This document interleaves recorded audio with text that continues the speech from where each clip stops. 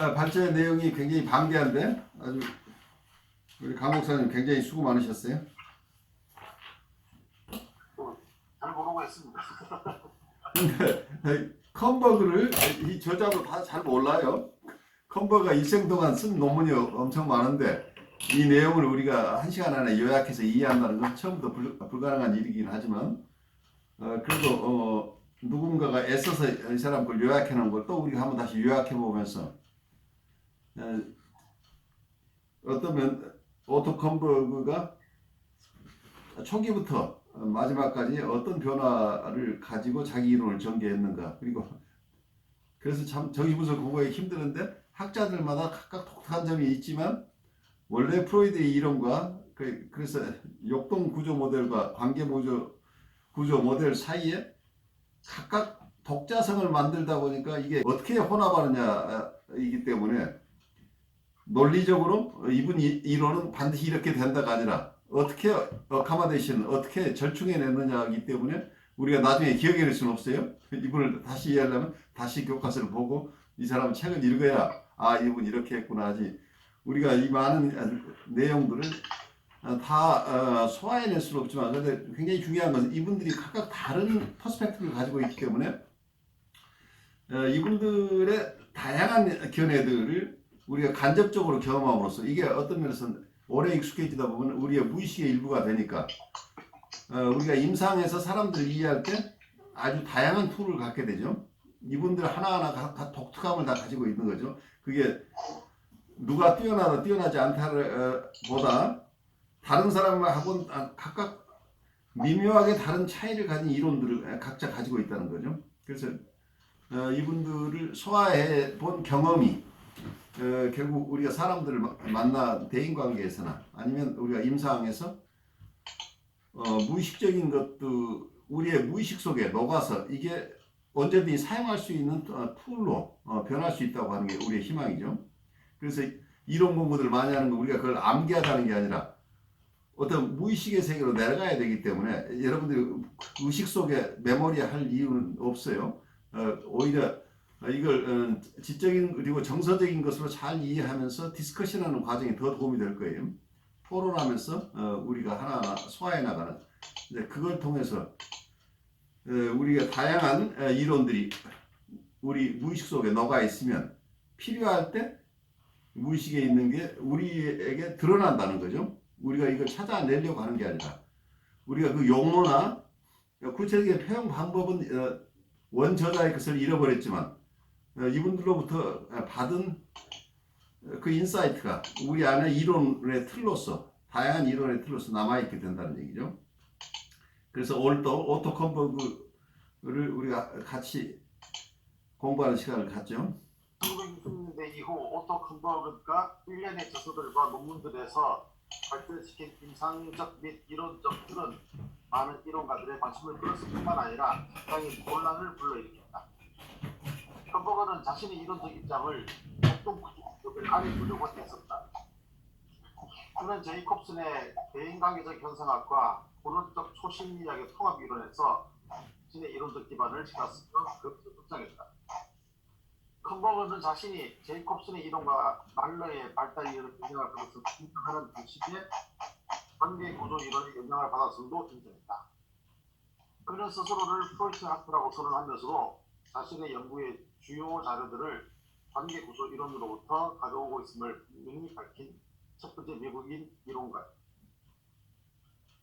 컴버그는 자신의 저술 전반에 걸쳐 역동구조 모델의 용어를 보유했다. 그는 자아, 본능, 초자로 이루어진 고등적 삼중구조의 틀 안에서 본능들과 그것들의 활동에 대해 논의했다. 그는 자기에 대해 논의하면서 할트만의 용어를 채택했다. 즉, 자기를 자아 안에 존재하는 이미지 또는 표상으로 취급했다. 그가 그런 용어를 사용한 이유가 단지 고전적 모델과 정치적 관계를 유지하기 위해서였다. 라고 저자가 이야기했다. 역동 모델의 원리를 보존했던 제이콥슨과 달리 그는 역동 모델의 용어만을 보존했다. 컴버그는 자신의 연구를 대상관계 이론이라고 특징짓는 유일한 미국 정신 분석가였다. 여기서 재밌는 얘기가 나오죠. 대상관계 미국 아마 이 책을 쓸 당시에 어떠면 제이 그린버그하고 스테판 미첼이 이 책을 저술할 당시에 그 당시에 미국의 저명한 정신분석가나 이론가 중에 자기가 대상관계 이론가라고 표명하는 사람이 유일하게 컴버그였다 이렇게 얘기를 하고 있죠. 왜냐하면 미국이랑 자아심리학이 워낙 주류를 이루고 있기 때문에 자아심리학자들이 본인을 대상관계 이론가라고 표명하는 것은 미국의 주류 정신분석학계에서부터 배제된다는 이런 상황이기 때문에 이론 자체를 대상관계 이론을 아무리 많이 가져와도 어쩌면 자아심리학에서 벗어나지 않 역동구조 이론이라는 이런 울타리 안에 있으면서 이걸 소화해내야 안전했다는 이런 정치적인 상황이죠. 그렇지만 이번은 조금 컴버그는 용감한 셈이죠. 자기가 관계 구조 이론을 자기 이론이 대상관계 이론을 채택했다라는 얘기를 할 만큼 솔직하게 어떤 자기 이론이 어디에서 영향을 받았는지를 밝힌 셈이죠. 근데 어쩌면 이와 대조되는 분들은 많은 경우에 자기 이론에 이걸 역동구조 이론이라고 하면서 실제로는 대상관계 이론을 담고 있으면서도 이 대상관계 이론을 누구에게서 인사이트를 가져왔는지 라는 것을 잘 밝히지 않은 경우가 대부분이었다고 하는 게 이 속에 드러나고 있는 현상이죠. 근데 단순히 자아심리학자들만의 얘기는 아니죠. 대상관계 이론가들도 또 자아심리학으로부터 많은 영향을 받았지만 그 부분을 또 잘 밝히지 않는 경우도 있고, 그래서 학파 간에 서로가 이걸 이름을 붙여서 어느 자아심리학, 대상관계 이론, 대인관계 이론이라고 어떤 마치 우리 정당 정치를 하는 것처럼 어느 정당에 속하느냐고 일단 분류를 하는데 사실은 그 개개인의 성향은 진보 보수를 다 가지고 있는데 어느 한 정당에 속하면 이 사람 전부 진보거나 다 보수다 이렇게 분류하는 것 같은 이상한 상황이 돼 있는 거죠. 사실은 지금 컴버그 같으면 대상관계 이론가라고 이해를 하는데 그렇다면 이 사람은 자아심리학자가 아니냐? 그것도 아니죠. 그래서 양쪽에 걸쳐 있는데 그래도 분명히 자기는 어느 쪽이라고 소속을 밝혀야 되는 것 같은 이런 묘한 상황에 있어서 후학들이 공부하는데 사실은 굉장히 어렵죠. 우리 그 다음으로 가죠. 그러나 그가 말하는 대상관계 이론이라는 말은 일반적인 의미와는 다르다. 그는 대상관계 이론이 오른쪽 초심리학을 대신할 수 있는 대안적 이론이라는 주장을 거부한다. 그는 대상관계 이론을 이렇게 규정한다. 대상관계 이론은 정신분석학적 초심리학에 속한 이론이다. 대상관계 이론은 아동과 어머니 사이의 초기 관계를 반영하는 서로 대립되는 한 쌍의 심리 내적 표상, 자기 이미지와 대상 이미지에 주목한다. 그리고 그 표상이 양자 단일체적, 삼중적, 그리고 다중적인 외적 및 내적 대상관계로 발달해가는 과정을 추적한다. 여기에서 본질적으로 중요한 것은 아동의 특정한 정서적 상황에서 어떤 성질의 심리적 표상들이 확립되고 또 어떤 자기 이미지와 대상 이미지를 형성하는가 아니다. 대상관계 이론이라는 용어를 이와 같이 정의함으로써 컴버그는 고전적 초심리학의 근본 전제에 대한 충성심을 선언한다. 그는 자신이 규정한 대상관계 이론의 맥락 안에서 대상은 인간 대상이어야 한다고 주장한다. 컴버그의 이론은 고통받는 환자들을 치료한 그의 임상적 경험을 바탕으로 하고 있다. 그는 주로 그가 낮은 수준의 성격 장애라고 부른 자기애적 장애와 경계선적 장애를 치료했다. 그는 환자들이 전이 반응해서 자신의 이론적 단초를 찾았다. 그는 치료 과정에서 환자들이 치료자에게 매우 모순적인 태도를 보이며 정렬했던 초기 관계의 혼란스러운 양상을 전이시킨다는 사실을 관찰했다. 이러한 환자에게 있어서 치료자는 아주 좋거나 아주 나쁜 사람으로, 강하거나 약한 사람으로, 사랑하거나 미워하는 사람으로 빠르게 변한다. 이런 변화와 함께 환자 자신의 자기 이기고 빠르게 변한다. 신경증 환자들이 오랜 부숙 후에나 강렬한 전이 반응을 보이는 반면 보다 장애가 심각한 환자들은 치료가 시작된 뒤 몇 주 또는 후에 이러한 전이 반응을 나타낸다. 심각한 장애가 있는 환자들이 빠르게 전이 반응을 보이는 것은 피컨버그가 선택적 충동성이라고 부른 것이 그들의 일상적인 삶의 특징을 이루기 때문이다. 그것은 이들 환자에게서 원시적인 방어 기제들, 특히 분열 기제가 두드러지게 작용하고 있음을 말해준다. 컨버그는 분열을 이렇게 정의한다. 자아는 처음부터 충동과 그것이 관념으로 표현되는 것에 대해 완전하게 그리고 동시적으로 자각한다. 그러나 정서, 관념적 내용, 주체적 및 행동적 표현들을 포함하는 복잡한 정치적 표현들에 대해서는 분열 기제를 사용함으로써 이것들을 서로로부터 완전히 분리시킨다. 환자의 정신 안에서 분리가 일어나면 그것과 나란히 원시적인 이성화, 가치결합, 투사적 동일시와 같은 다른 초기 방어 기제들이 나타난다. 이러한 방어 기제들은 자기 표상과 대상 표상이 끊임없이 변하는 유동적 특징을 들어주며 또한 자기와 대상 관계의 초기 형태들을 나타낸다. 이러한 전이 패러다임이 자주 나타난다는 것은 환자의 정신기구 안에 전이를 일으키는 정신의 초기 구성물이 존재한다는 사실을 말해주는데 컨버그는 이것을 다른 말로 신진대사가 이루어지지 않은 정신적 내용이라고 부른다.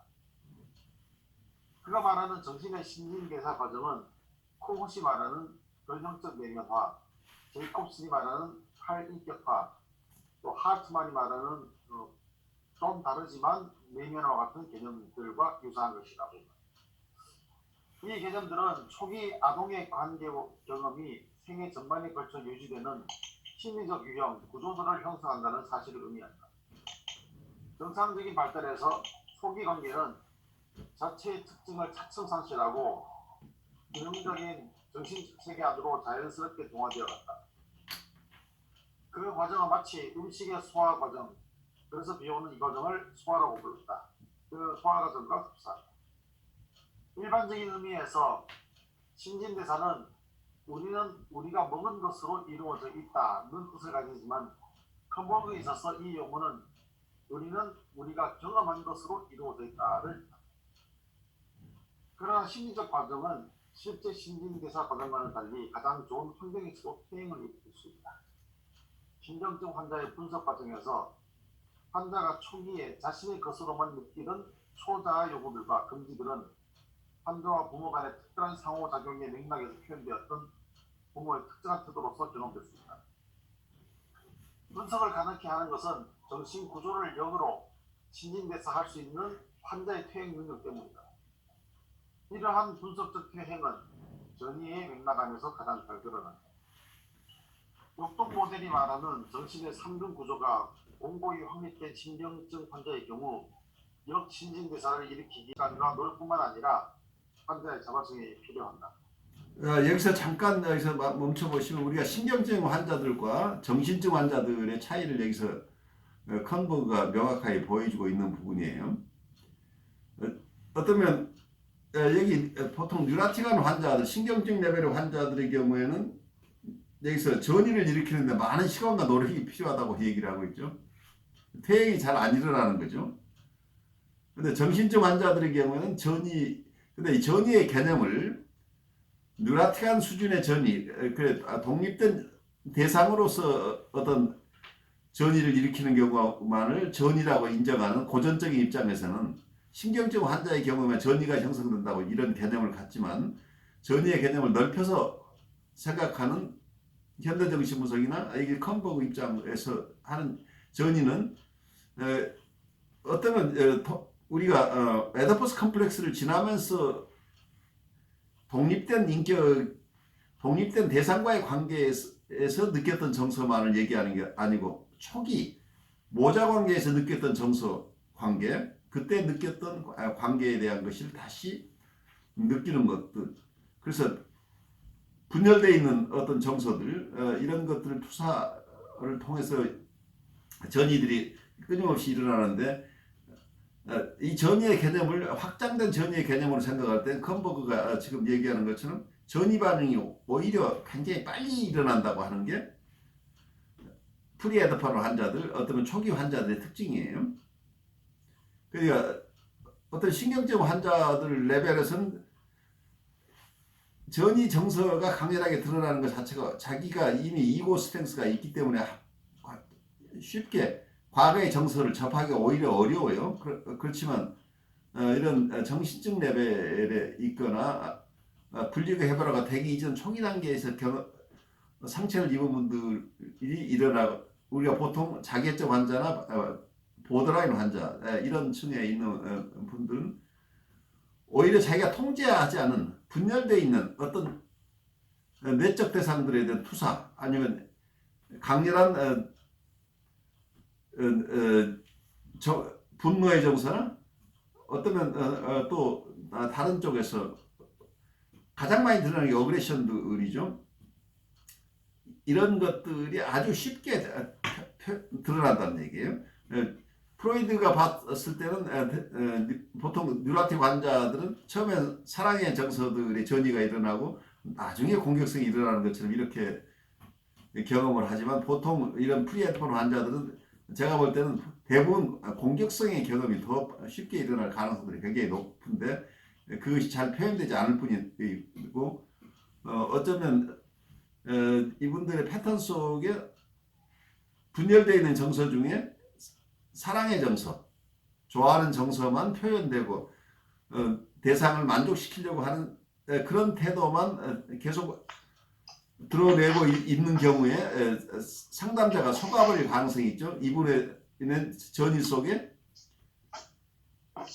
좋아하는 감정, 어떤 면은 리비도의 전이만 일어나는 것처럼 생각을 하는데 사실은 어그레션의 정서들이 숨겨져 있는데 사실은 거의 표면에 다 드러나 있음에도 불구하고 내담자가 그걸 상담자가 그걸 체험하기 어려워서 사실은 역전이 때문에 어떤 본인이 경험하지 못하거나 그런 정서가 부정적인 정서가 드러나지 않도록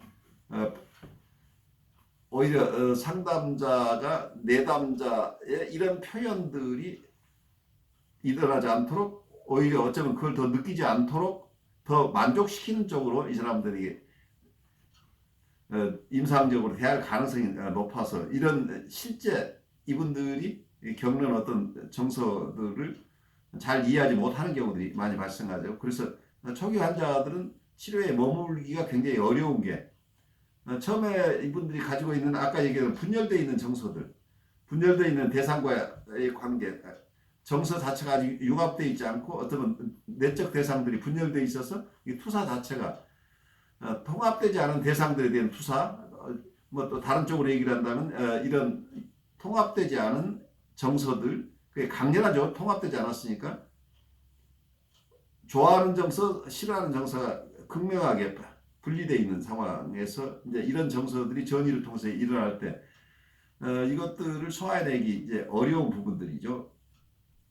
그래서 사실은 이 전이라는 개념을 우리가 나중에 지금도 계속 공부해 왔지만 클래식한 쪽에서는 프리헤드폰 환자들은 전이가 없어서 치료를 못 한다고 하는데 사실은 이 전이의 개념을 폭넓게 보는 입장에서는 전이가 가장 활성화되어 있는 게 프리헤드폰 환자들이다. 그리고 가장 전이를 우리가 쉽게 느낄 수 있는 게 프리헤드폰 환자들이에요. 이분들하고 있으면 여러분 안전하지 않아요? 언제 어떤 정서가 튀쳐나올지 모르는데 뉴라틱한 수준에 있는 사람들은 자기 정서를 잘 거의 느끼지도 못하고 드러내지도 않고 있기 때문에 이분들은 사실은 실제 이분들이 억압하고 있는 정서들을 우리가 알기는 굉장히 어려운데 프리헤드폰 환자들 오히려 쉽다 이렇게 이해하면 좋겠어요. 교수님 그러면은 이제 뭐 만나자마자 그냥 자기 속에 있는 걸 다 그냥 끄집내는 사람 있잖아요. 그렇죠. 그런 사람들은 이 심각한 장애가 있다는 그런 반증이 오히려 그럴 가능성이 높죠. 잘 보세요, 여러분들. 어떤 분들 굉장히 점잖다고 하는 것은 신경적 수준의 대부분이 있죠. 자기를 컨트롤할 수 있는 사람들, 자기 컨트롤할 수 있는 사람들은 자기가 이웃에게 보일 것과 보이지 않을 것을 구별해내잖아요. 그래서 자기 정말 속에 있는 얘기를 거의 안 하고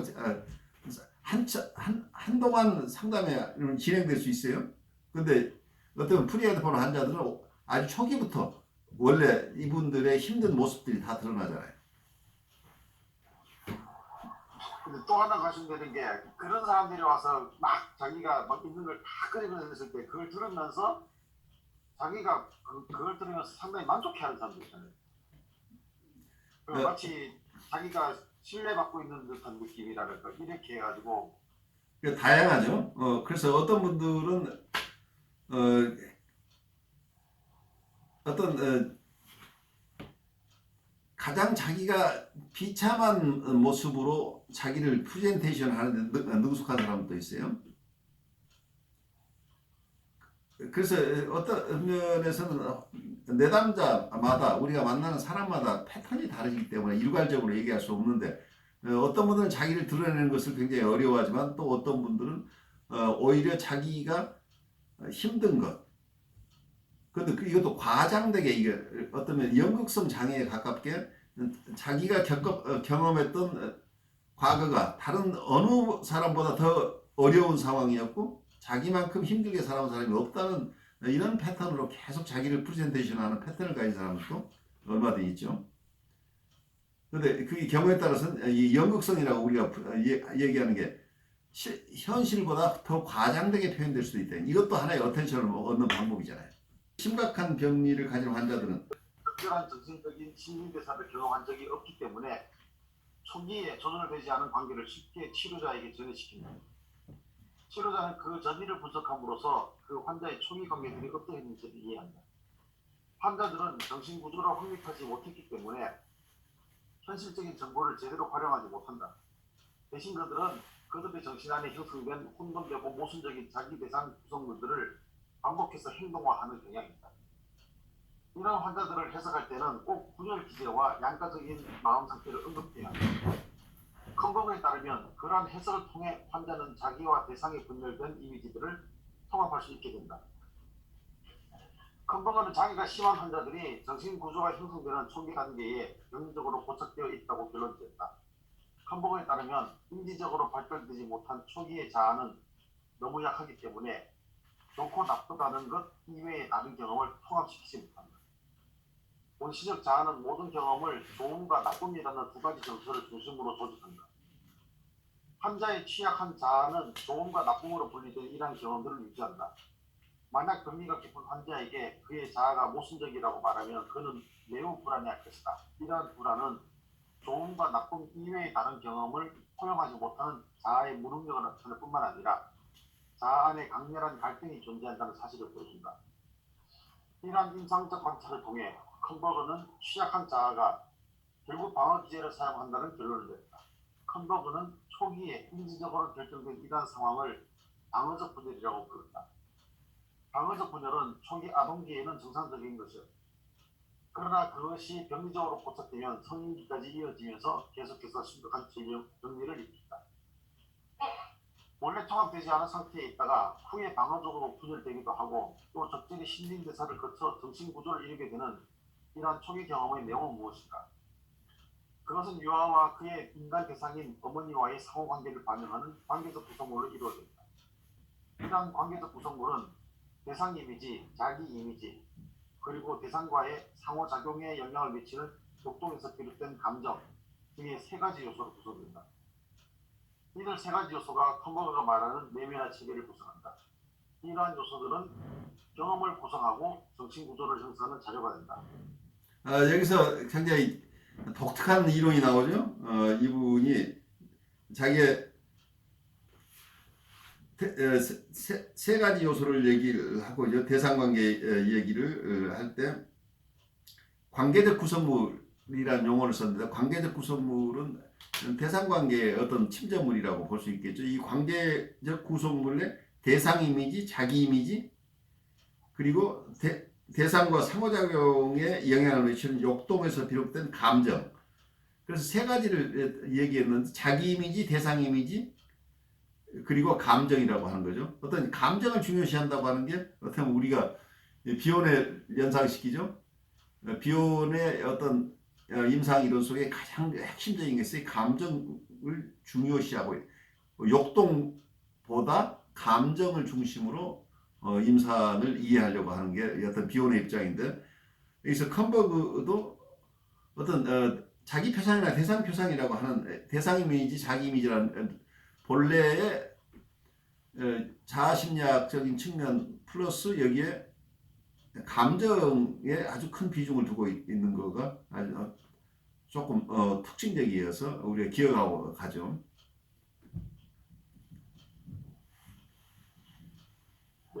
그럼 내면의 세계는 세 가지 요소로 구성됩니다. 이들 요소는 각각의 발달 단계의 정상적인 상황을 반영합니다. 가장 초기에 가장 원시적인 내면의 구성물을 내사라고 부른다. 내사는 통제되지 않은 격렬한 감정을 가진 가장 분화되지 못하고 조직되지 못한 자기와 대상 이미지가 내면화된 것이다. 내사는 방어적으로 사용될 수 있는 반면 그것은 자아의 갈등 없는 영역인 일차적 자율성의 기구 안에서 인식과 기억의 영향을 받으며 이루어질 수도 있다. 컴버그는 내사가 외부 지각을 욕동에서 발생한 원시적인 정서와 연결시켜준다고 말했다. 내면화 과정에서 내사 다음에 오는 것은 동일시이다. 동일시는 중요한 상호작용에서 아동이 자기와 대상의 역할을 이해할 때 발생한다. 이때 내면화 체계는 특정한 역할을 맡고 있는 대상 이미지, 아마도 보완적 역할을 맡고 있는 자기의 이미지, 그리고 어느 정도 조절 가능한 욕동에 의해 발생한 정서로 구성된다. 내면화의 가장 성숙한 단계는 에릭슨이 주장한 자아 정체성을 이루는 단계이다. 그것은 자아의 조합 기능 아래에서 이루어지는 모든 동일시와 내사의 조직체를 가리킨다.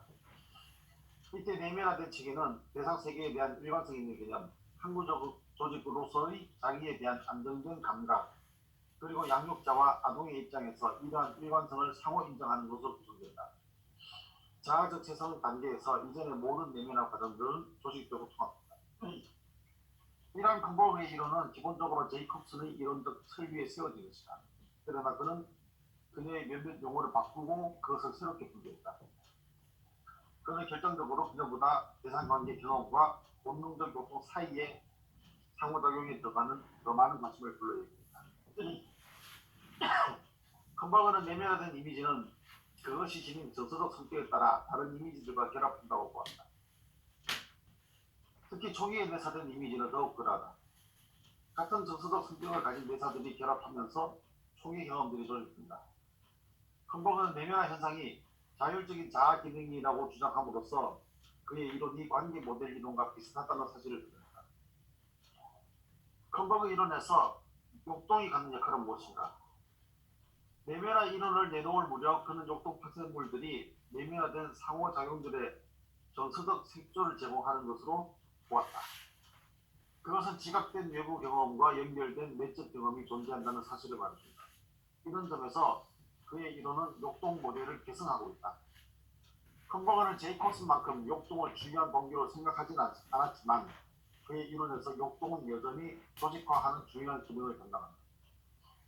그러나 수정된 욕동의 기능의 관점에서 볼 때 그 당시 그가 말하는 욕동 개념은 고전적 초심리학의 욕동 개념과 별로 다르지 않다. 컴버그는 페어베언이 욕동을, 특히 공격적인 욕동을 무시했다고 비판했다. 공격성에 대한 그의 정의는 그를 고전적 욕동 이론가로 드러낸다. 컴버그는 이렇게 말한다. 공격성이라는 용어는 초기의 원시적인 분노 반응과 관련되어 있다. 때문에 공격성은 직접적인 본능적 욕동 파생물을 가리킨다. 다시 말해서 공격성은 리비도와 반대되는 것을 뜻한다. 더 나아가 그는 경계선 장애 범주에 속한 환자들에게서 부정적 내사가 두드러지게 나타나는 사실을 지적했다. 그리고 그러한 내사가 심각한 초기 좌절에서 비롯된 것이거나 또는 선천적으로 강한 공격적 욕동에서 비롯된 것이라고 했다. 시간이 흐름에 따라 성숙과 발달을 일으키는 힘들이 자아로 하여금 더 이상 분열 작용을 계속하지 못하게 만든다. 그것은 상반된 정서적 성격을 지닌 자기와 대상 이미지들 사이에 결합을 촉구한다. 따라서 좋기도 하고 나쁘기도 한 자기와 좋기도 하고 나쁘기도 한 대상이라는 통합된 표상들이 나타난다. 이러한 통합된 표상들은 양가성, 염려, 죄책, 비탄과 같은 보다 성숙하고 대상지향적인 정서의 출현을 가져온다. 이러한 정서와 병행해서 이상적인 자기 표상과 이상적인 대상 표상이 발달합니다.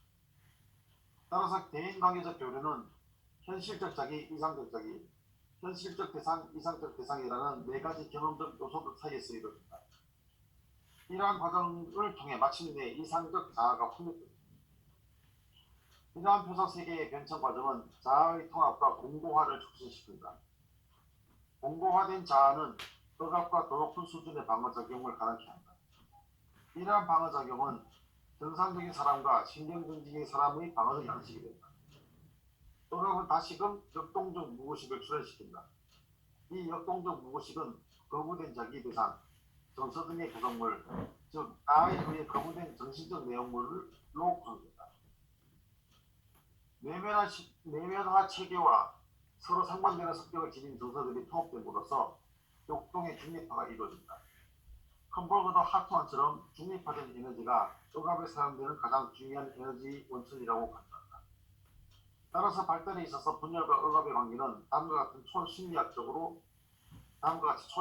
설명될 수 있다. 분열은 상반되는 정서를 지닌 내사들을 분리시킨 채로 유지한다. 그것은 중립화를 방해하고 따라서 억압에 필요한 에너지의 공급을 차단시킨다.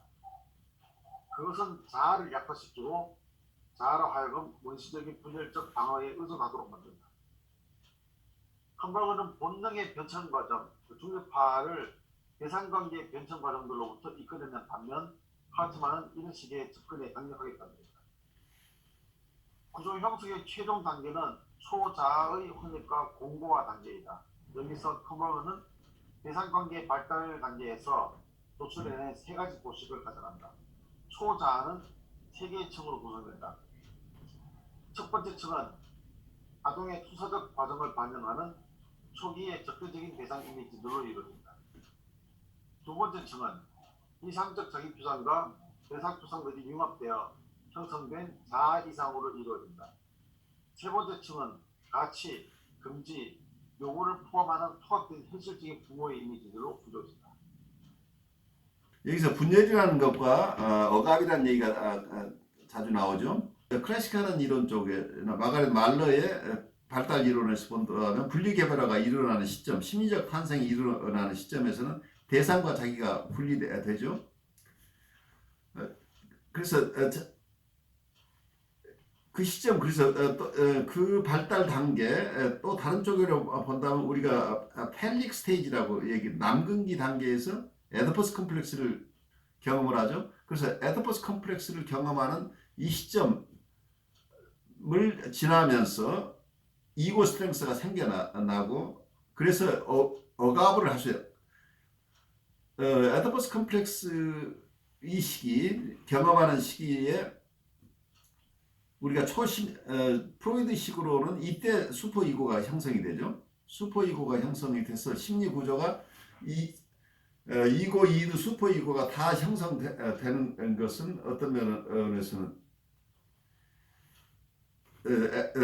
남근기에 초기에 에디퍼스 컴플렉스를 극복하는 과정 속에서 자아 구조가 단단해지고 그러면서 슈퍼 이고가 내면화되고, 슈퍼 이고가 내면화된다고 하는 것은 억압을 할 수 있는 힘들이 생겨난다. 그래서 보통 아이들이 잠재기에 들어가기 전에, 학령기에 들어가기 전에 이때가 우리가 남근기라고 얘기를 할 수 있는데, 이 펠릭 피어리에 대해서 억압할 수 있는 힘이 생겨난다고 하는 게 굉장히 발달적으로는 중요한 얘기죠. 왜냐하면 아이들이 국민학교에 가서, 초등학교에 가서 적응할 수 있는 6살부터 보통 11살 이 정도 나이가 국민학교 나이인데, 이때 아이들이 학습을 할 수 있는 것은 자기의 역동을,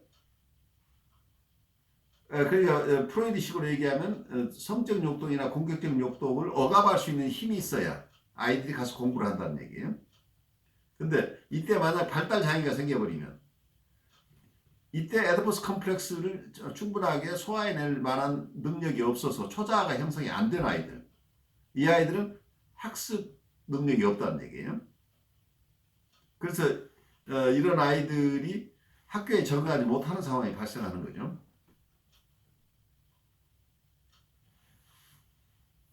그래서 심리 구조의 발달이라고 하는 것은 그걸 어떻게 표현하느냐, 이걸 우리의 심리 내적인 것으로 볼 것이냐, 관계적인 모델로 볼 것이냐. 어쨌든 아이들 입장에서는 임상적으로 드러나는 것은 어떤 사람들, 어른들 경우에도 분열된 대상을 계속 자기 안에 가지고 있는 사람들이 있죠.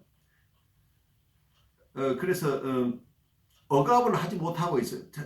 경우에 따라서는 이분들의 삶 속에서는 분열된 삶들이 도처에 드러나죠. 어떨 때는 굉장히 좋은 사람 노릇을 하다가 잠깐 후에는 아주 심각하게 이전과는 전혀 다른 사람의 모습으로 드러나죠. 그래서 삶 자체가 분열된 모습으로 드러나고 있는 것은 이분의 인격 통합이 되어 있지 않은데, 이때는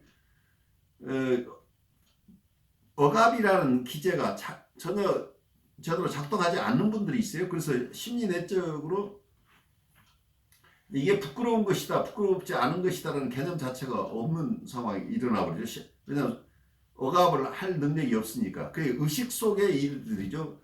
보통 억압을 한다는 것은 자기가 감당하기 어려운 정서가 있으면 이걸 억압함으로써 의식적으로는 갈등을 없게 만드는 거죠. 의식적으로는 갈등이 없는 거죠. 의식 안에 들어오지 않으니까. 그런데 분열이라고 하는 것은 어떤 면에서 이게 억압을 한 게 아니기 때문에 의식 속에 좋은 생각과 나쁜 생각이 공존하는데, 이걸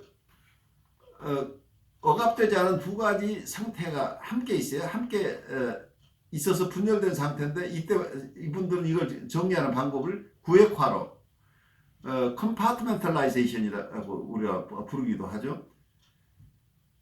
그러니까 내가 좋은 사람 노릇하는 때 나와 나쁜 사람 노릇을 할 때 나의 삶 자체를 완전히 구획지어서 전혀 서로 영향을 받지 않은 두 개의 인격으로 산다는 얘기. 이게 분열된 인격으로 산다는 얘기. 이렇게 되는 경우에. 그래서 어쩌면 자기 직장에서의 모습, 교회의 모습 또는 집에서의 모습이 통합된 인격으로 드러나지 않고, 어느 한쪽에서는 굉장히 인자한 사람인데 다른 장소에 가면 굉장히 가혹한 모습으로 인격으로 드러나는 것. 이게 근데 본인은 이게 전혀 이상하지 않아요. 왜냐하면 인격 통합이 되어 있지 않다고 하는 것은 A라는 상황에서 이 사람이 느끼는 인격과, 그리고 그와 전혀 상반되는 상황에서 느끼는 이 인격들이 통합이 되어 있지 않기 때문에 갈등을 일으키지 않는다는 얘기죠. 이것도 이때는 당당한 자기고, 이때 전혀 다른 사람이 같은 집안에 두 개의 인격 혹은 세 개의 다중인격이 존재한다는 얘기죠. 그래서 이 억압이라는 것은 발달의 지표예요. 여러분들이 억압 때문에 병이 생긴다고 하는 것은 신경증 특혜예요. 신경증이라고 하는 것은 상당히 발달된 사람들의 심리적인 어려움이라는 얘기예요. 근데 이게 신경증 단계에 가지 못한 사람들이 사실은 요즘 상담에 대부분 오시는 분들하고 이해를 하셔야 돼요. 신경증 단계에 가면은 그래도 이분들이 쉽게 도움을 받을 수 있는데, 그 이전에 신경증 단계까지 발달하지 못하고 분열된 인격으로 사시는 분들이 대부분 어려운 내담자들이라는 얘기죠. 우선 제 얘기 들으면서 여러분들 잠깐 어떤 생각이 드시는지 나누면 좋겠어요. 컴버그가 다뤘던 사람들은 사실은 이분의 초심리학적인 이론보다 이분은 임상에서 많은 자기애적 환자와 보드라인 환자들을 봤던 분이에요. 그래서 임상에서 이분의 글들은 임상적인 측면에서 많은 시사를 주는 거지, 초심리학 자체는 별로 매력이 없어 보여요. 왜냐하면 이분은 이것저것 가져다가 이렇게 짜집기 한 이론이기 때문에 이론적인 깊이로 우리가 들어가기는 좀 어려워요. 그렇지만 이분은 임상 경험이 굉장히 많은 분이어서 실제 내담자들을 잘 이해했던 그 기록들이 이분 책을 읽으면서 많은 사람들에게 도움을 줘요. 그런 측면에서 컴버그를 좀 이해하시고, 컴버그가 한 얘기, 지금까지 한 얘기와 그리고 제가 지금 드린 얘기 들으시면서 느끼시는 것, 생각나시는 거 있으면 잠깐 나눠 가죠. 그 상당히 억압을 잘 하는 것 같은데 그 억압의 내용에서 나오는 그 행동이나 이런 것들은 마치 어린이 퇴행한 것 같은 그런 어떻게 보면은 그 동시에 두 가지가 다 나오버리는 그런 사람들도 있거든요. 그러니까 그게 애매한 발달 지점에서 분리 개발가 반만 이루어진 경우도 있겠죠. 그 특히 이제 다른 사람들을 향해서 말할 때는 상당히 말하자면 슈퍼이고를 작동해서 억압된 이야기들을 하면서 정작 본인이 그렇게 말하고 행동할 때는 이게 그 퇴행되어 있는 사람 그럴 때 이게 행동과 말 자체가 완전히 모순되게 하는 거잖아요. 그런 걸 봤을 때 뭐지 저 사람은 뭔가 하는 그런 생각이 들더라고요. 그 겉으로는 어리는 것으로 보이는데 사실은 어린아이인 거죠. 또 그런 경우에는 예, 다른 예를 들어서 초기 대상을 생각해 보면은 어떻게 생각해 볼 수 있을까요? 초기 대상이 그 약간 보면 일반적인 얘기로 이게 딱 둘로 구별되는 것 같은데 실제 임상 상황에서는 애매하게 사람들의 인격이 걸쳐 있어요. 그래서 딱이 어느 하나라고 구별되지 않고 애매한 지점에서 어떤 때는 굉장히 프리에더펄한 지점들이 주로 드러나고 어떨 때는 에더펄한 지점이 드러나요. 상당히 자기를 잘 이해하는 모습으로 드러나기도 하는데 어쩌면 비혼식으로 얘기하면 양안적 시각이라는 얘기를 하고 있죠. 비혼이. 우리 안에는 이 두 가지가 다 공존하고 억압을 할 수 있는 기능과 억압이 아니라 분열을 통해서 억압하지 않은 상태로 살고 있는 부분이 두 가지가 다 함께 있는 경우들도 있다 이렇게 볼 수 있겠죠. 그래서 우리가 만날 때 이분이 어느 지점이 드러나는지 그것은 우리가 식별해야 되겠죠. 제대로 억압된 인격으로서 지금 얘기를 하는 건지 아니면 완전히 분열된 상태에서 지금 행동하고 느끼고 표현하고 있는 건지. 그 처음 만남에서는 억압을 하다가 갈수록 분열이 된다라는 것은 어떻게 받아들여요? 그러니까 어떤 면은 이분은 주지와 방어를 사용했을 가능성이 있죠. 이분은 통합되어 있지 않은 인격인데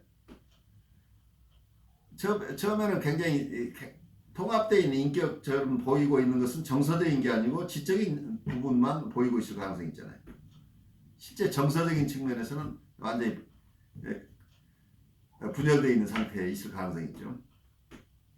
그래서 이분은 우선 아이솔레이션이라는 개념으로 자기의 지적인 것과 정서적인 것을 분리해서 사는 분들이 꽤 많아요. 머리로만 사는 거지 가슴으로 살지 않는다는 얘기죠. 그래서 머리로 얘기할 때 보면 굉장한 훌륭한 많은 인사이트를 가지고 있는 분으로 드러나지만 실제 이분은 자기의 정서하고 이것을 융합시키지 못하기 때문에 그 부분에서 어려움을 겪고 있는 거죠.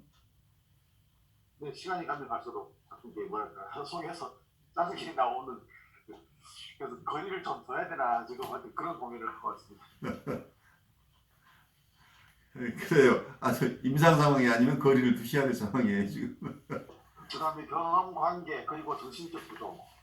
컨버그는 구조로서의 자아가 형성되는 것은 초기 자아가 스스로를 방어하기 위해 뇌사를 사용함으로써 이루어진다고 주장한다.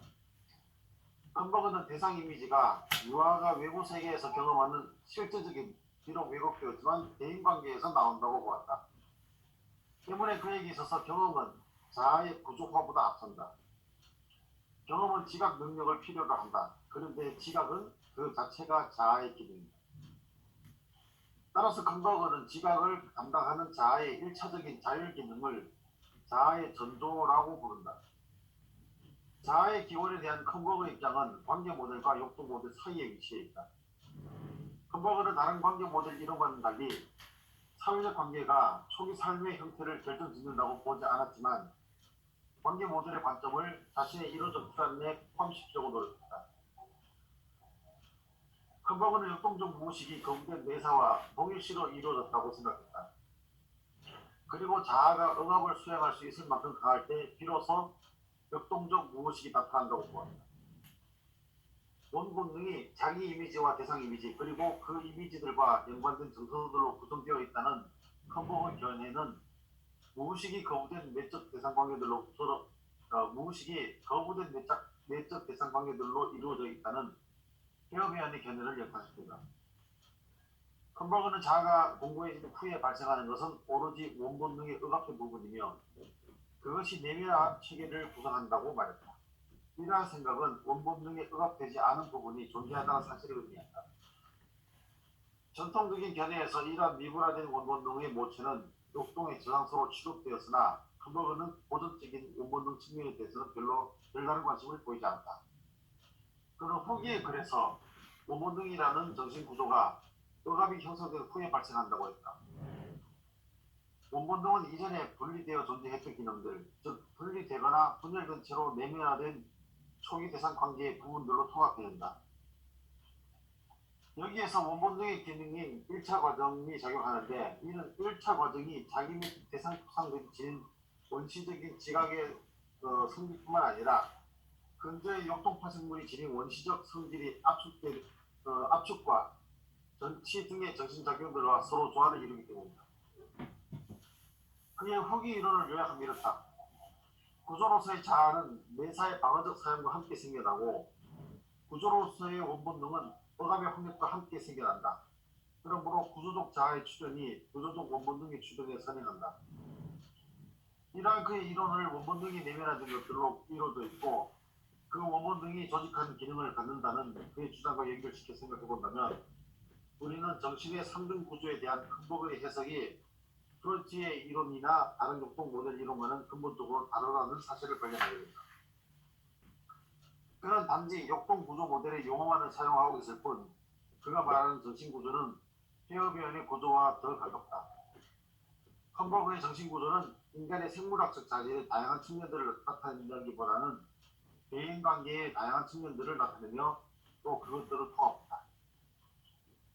제이콥스는 생물학적으로 결정된 정신체계를 현상학적으로 동음한 반면 컴버그는 관계적 경험을 심리학적 모델의 핵심으로까지 끌고 들어갔다. 컴버그는 자기를 표상이라기보다 정신구조로 생각한다. 이게 초기의 이론하고 후기의 이론이 달라진 거죠.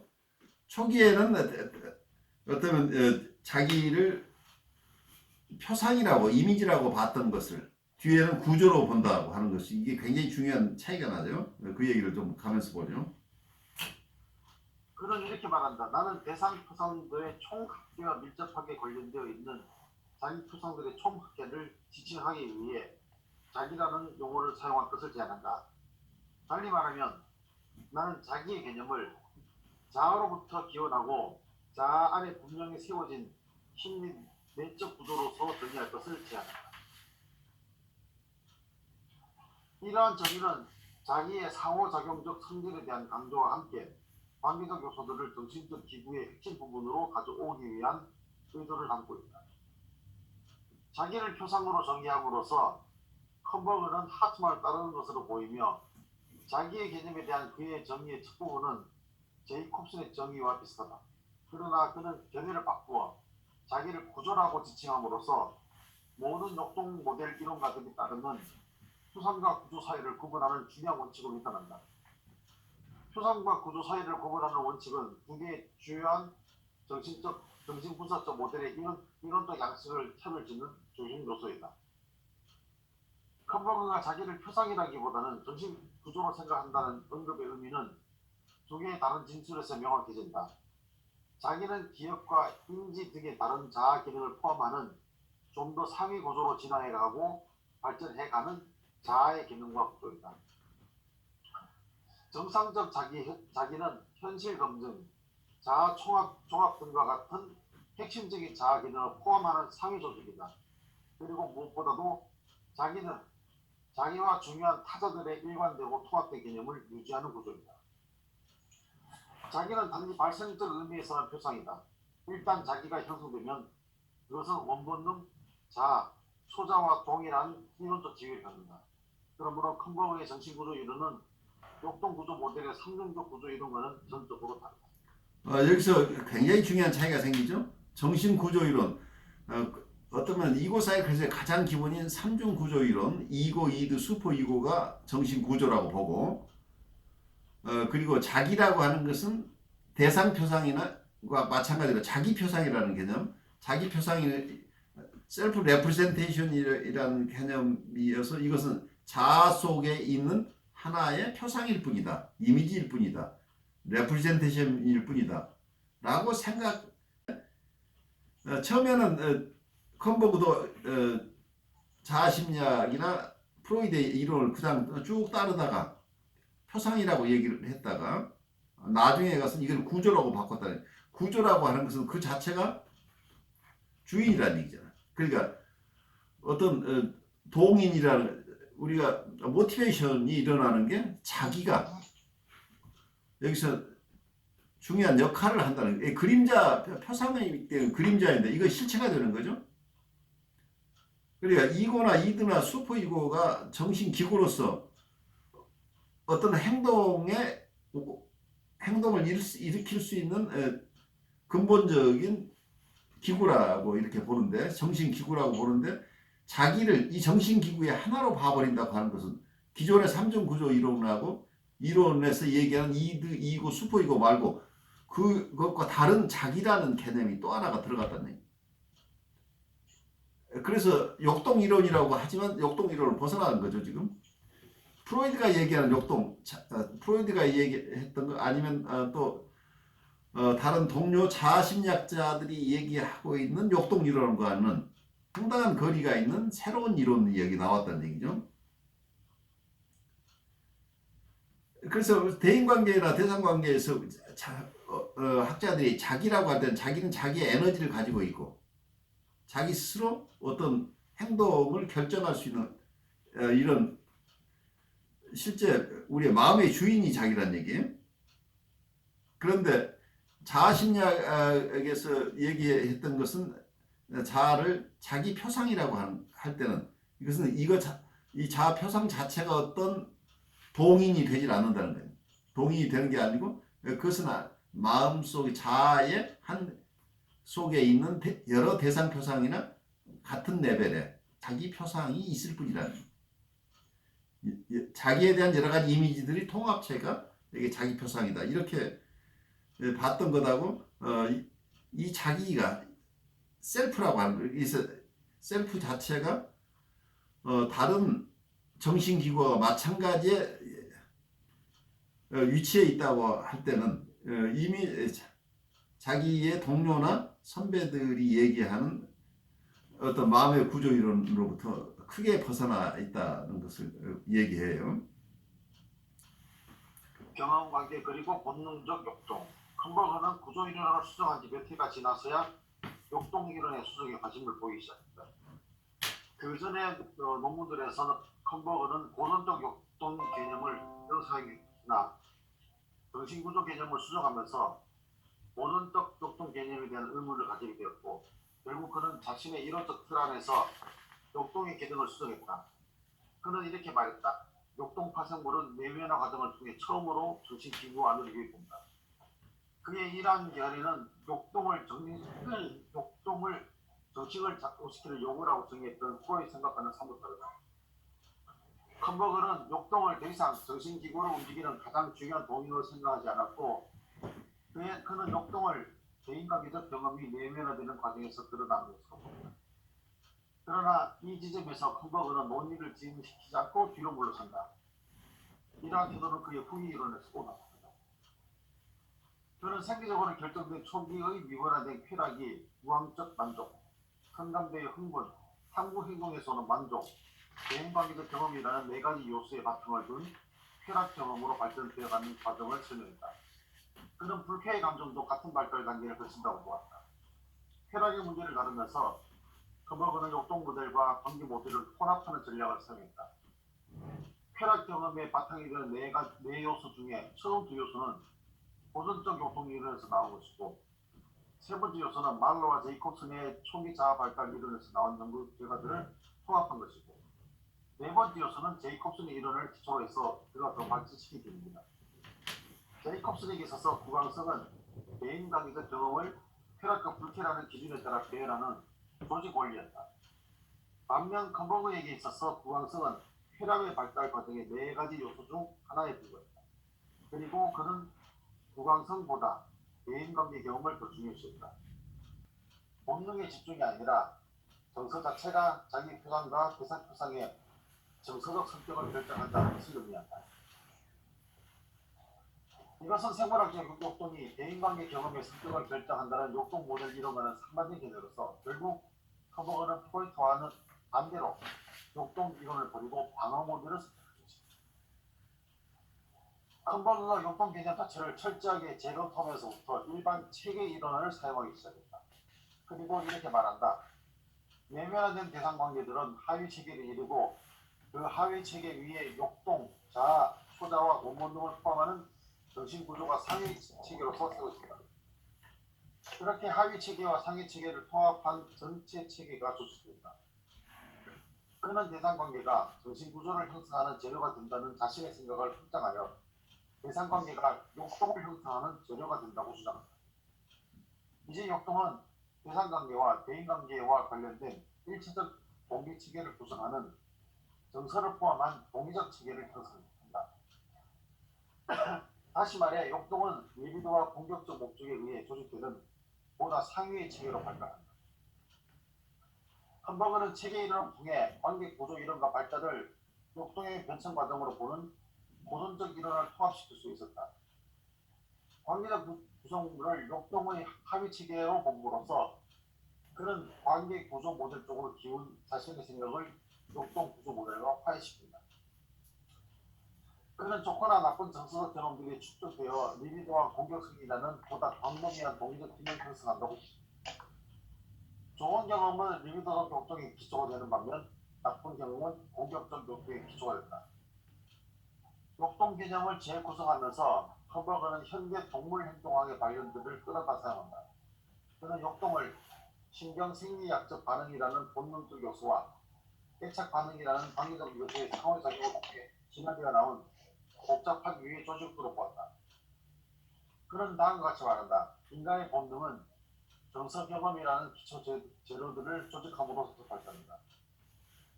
유쾌한 정서와 불쾌한 정서는 리비도적으로 또는 공격적으로 집중된 정신적 욕동 체계로 발달한다. 이런 과정을 통해서 리비도와 공격성이라는 두 개의 중요한 욕동이 출현된다. 컴버거는 대상관계를 좋음과 나쁨으로 배열하는 것과 욕동을 리비도와 공격성으로 배열하는 것 사이의 간격을 뛰어넘을 결정적으로 중요한 개념적 도약을 시도한다. 그는 이 시도에서 모호하고 유동적인 좋음과 나쁨이라는 개념을 사용한다. 처음에 컴버거는 좋음과 나쁨이라는 말을 아동의 쾌락 경험과 불쾌 경험을 구분하기 위해 사용했다. 설리반이 말하는 좋은 젖꼭지와 가슴 그리고 나쁜 젖꼭지와 가슴과 비슷하게 컴버거도 좋음과 나쁨이라는 단어를 경험의 조직들과 유형들을 지칭하는 데 사용했다. 그리고 나중에 컴버거는 고전적 리비도와 공격성의 이론을 따라 자기와 대상의 관계 바깥에서 발생하는 정신 내부의 동기적 힘들을 지칭하기 위해 좋음과 나쁨이라는 용어를 사용했다. 컴버거는 프로이트가 욕동 개념을 부여하였던 것 같은 성질의 내용을 좋음과 나쁨에 부여할 수 있게 되었다. 이렇게 해서 좋음과 나쁨이라는 용어는 서로 다른 관계적 의미와 에너지적 의미를 모두 가지게 되었다. 컴버거는 두 가지 의미를 가진 동일한 용어를 반복해서 사용함으로써 그 차이를 감추었다. 컴버거는 자신의 이론을 형성하는 데 상당히 좋은 제이콥슨의 에너지 분화 개념에 의해 도움을 받았다.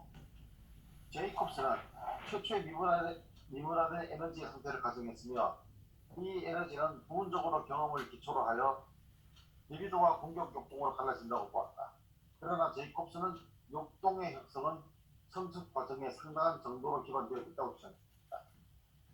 욕동은 경험에 의해서뿐만 아니라 인간의 생물학적 본성에 의해서도 결정된다. 컴버그에 있어서 중심적인 것은 정서였다. 정서는 대인 관계적 경험에 민감하게 반응한다. 따라서 그는 생물학적 압력과 정신적 기능 사이에 직접적인 관계가 없다는 결론을 내린다. 컴버거는 궁극적으로 인간을 본래로부터 선택이고 공격적인 존재가 아니라 반응적인 존재라고 파악했다. 이러한 인간의 이해는 욕동 모델과는 거리가 먼 것이다. 컴버거는 체계 이론을 이용하여 고전적 욕동 이론을 재구성함으로써 자신의 이론이 가진 특징적인 성격을 모호하게 만들었다. 역동 모델 이론가들은 사람과 증오가 대상에 대한 리비도의 집중을 통해 역동에서 발생한다고 믿는다. 그러나 컨버그에 있어서 대상지향적인 사랑과 증오라는 정서는 역동에 선행하며 역동을 일으키는 것으로 이해된다. 마지막에 굉장히 큰 변화죠. 역동으로부터 사랑과 미움이 나온다고 보는 게 역동 이론인데 컨버그는 사랑과 증오라는 정서가 역동에 선행한다고, 그 대상관계가 선행한다고 봐버린 거죠. 그래서 역동은 이게 동기가 아니라 사랑과 증오라는 정서가 먼저 있고 거기서부터 역동이 따라온다 이렇게 봤기 때문에 어느 게 마차고 어느 게 말인지가 서로 뒤바뀌어 있다는 얘기예요. 그래서 같은 역동 이론이라고 다 하지만 그 실제 이론의 구성은 이 관계적 모델에서 가지고 간 부분을 얼마나 더 중요하게 생각하느냐에 따라서 표면상으로는 역동 이론인데 전체적으로 봐서는 대상관계 이론이 역동 이론에 숨어 있을 가능성이 있는 거죠. 이름은 역동 이론이라고 돼 있지만 사실은 대상관계 이론에 훨씬 더 가까운 결과가 되는 거죠. 이렇게 되니까. 네, 비평에서 컨버그의 이론적 특징을 요약하면 다음과 같다. 1. 역동 이론가들과 달리 컨버그는 관계구조 이론가들처럼 인간의 본성을 사회적인 것으로 보았다. 그는 공격성과 리비도가 내면화된 대상관계 안으로 응축된다고 생각한다. 그리고 내면화된 대상관계가 본능적 욕구를 사회적인 방식으로 구조화한다고 생각한다. 2. 역동 모델 이론가들과는 달리 컨버그는 1차적 자기의 개념을 거부했다.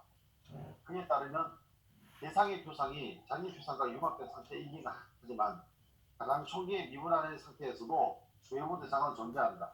이것은 그가 생후 초기에도 대상과의 심리적 관계가 존재한다는 선언적 가정을 받아들였음을 의미한다. 3. 그는 대상이라는 가장 중요한 개념을 근본적으로 수정했다.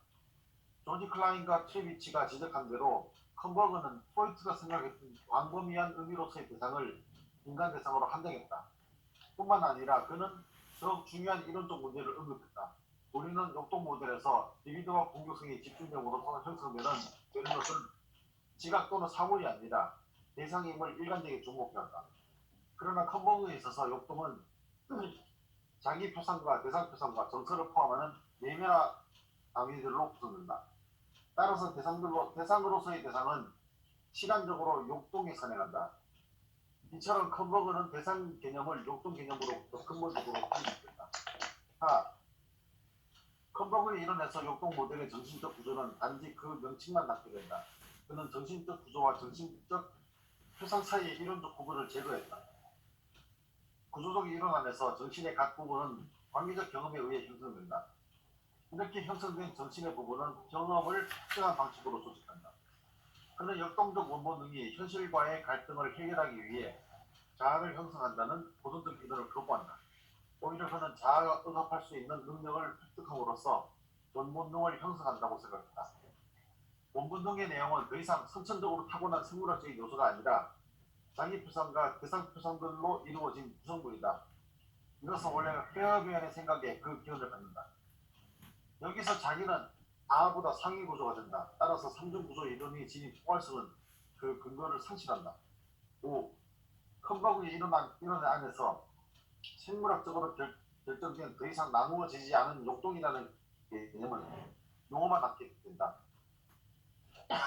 역동은 초기 경험을 조직하고 그 경험을 이후 동기적 목적과 연결시키는 심리적 체계이다. 역동보다는 정서가 가장 초기에 그리고 1차적인 동기적 힘이다. 리비도와 공격성은 정서적 상태인 사랑과 증오로부터 발달하며 그 사랑과 증오는 처음부터 대상을 지향한다. 여기서 잠깐만 시간을 많지 않지만 보시면 원래 프로이드 이론에 의하면은 원본능이 있고 그 원본능으로부터 자아가 발달한다 이렇게 돼 있는데 이 컨버그는 거꾸로 자아가 먼저 있고 자아로부터 원본능이 발달한다 이렇게 해서 완전히 뒤집혀 있죠. 그리고 어떤 면에서는 또 역동이 모든 것의 동기라고 봤는데 컨버그는 거꾸로 정서가 가장 초기에 동기적 힘이다. 정서로부터 어떤 에너지가 나온다고 본 거죠. 모든 동기는 정서에서부터 시작된다. 그래서 이 이론 자체가 이론 구성이 탄탄한가를 떠나서 이분이 정서를 중요시하게 하고 있다는 거 하는 것은 임상적으로는 비혼의 입장과 같다고 보여요. 그런 점에서 이론적인 구성도 중요하지만 임상적으로 무엇을 가장 중요하게 보는가도 또 중요하게 우리가 봐야 될 부분으로 생각이 돼요. 그 다음 마지막으로 좀 보죠. 역동 구조 모델 전망. 이것도 내용은 다 한 게 아니고요. 어떤 전망인지만 얘기했습니다. 정서 이론과 방어 이론으로부터 역동 구조 모델이 발달해온 과정을 살펴보면 역동 구조 모델을 따르는 이론가들이 공통적으로 받아들이는 몇 가지 근본적 전제들을 발견하게 됩니다. 프로이트에 의해 명백히 진술되고 전도화된 이 전제들은 그 후 그의 추종자들의 이론적 바탕이 되었다. 역동은 원리상 다양하게 분류될 수 있지만 임상과 이론적 사항을 고려할 때 두 집단으로 나뉩니다. 첫 번째 이중 본능 이론에서 프로이트는 역동을 근본적으로 성적 역동과 자기 본능적 역동으로 보았다. 그러나 후에 그는 성적 역동과 공격적 역동으로 보았다. 프로이트 이후의 모든 역동 이론가들은 이러한 전제들을 그대로 받았다. 인간의 발달과 행동은 욕동에서 비롯된다. 정신기구는 선천적으로 결정된 욕구들을 충족시키기 위한 방안으로서 발달하며 조절 원리, 항상성 원리, 공급형 원리에 따라 작동됩니다. 계통 발생력으로 물려받은 조절 원리는 욕동이 축적될 때 발생하는 긴장을 완화시키려고 한다. 욕동은 자체의 성숙 경로를 따르며 특정한 순간에 개인이 갖는 경험의 성격을 결정한다. 생명은 역동의 욕구를 만족시켜줄 때만 비로소 심리적인 가치를 결정한다. 따라서 대상관계의 기초를 이루는 것은 역동에서 나온 욕구들이다. 다양한 이론 조정 전략들은 역동 이론의 새로운 자료들을 통합시키기 위해 이론 조정은 역동 모델 자체를 거부하는 이론가들에 대응하기 위한 것이기도 했다. 일반적으로 역동 모델 안에서 이루어진 이론 조정은 역동 모델의 해석적 의미를 넓히는 도구로 발전했다. 그래서 이론의 조정 전략은 다음 세 가지 노선으로 나뉘어지는데 시간상 내용은 그냥 책을 읽으실 수밖에 없습니다. 첫째, 역동 개념 자체를 재구성하는 노선이고, 둘째는 정신구조의 이론을 수정하는 노선이고, 셋째는 대상의 본성과 대상관계에 대한 고도적 접근을 수정하는 노선이다. 또 얘기했습니다. 오늘 수고 많으셨어요. 굉장히 방대한 내용이고 한 학자의 일생 동안 연구한 것들을 우리가 잠깐 동안에 그래도 주말 간산이지만 우리가 함께 볼 수 있는 좋은 자리를 마련해 주셨는데 발제자 마지막 최후 진술 잠깐 하시고 우리 다음 시간 준비하죠. 네, 뭐 발제 준비하고 하면서 읽으면서도 읽기는 읽는데 쓰기는 쓰는데 정확하게 이해할 것들이 많았습니다. 그렇지만 한 가지 중요한 것은 그 역동에 관해서 생각해 볼 것이 정서가 그런 프로이트가 말하는 그런 역동에 앞선다라는 것이 어떤 면에서 보면은 그게 교육 이론과 정신 상담 심리 쪽의 이론이 굉장히 의미가 있다고 생각되거든요. 네. 교육에서도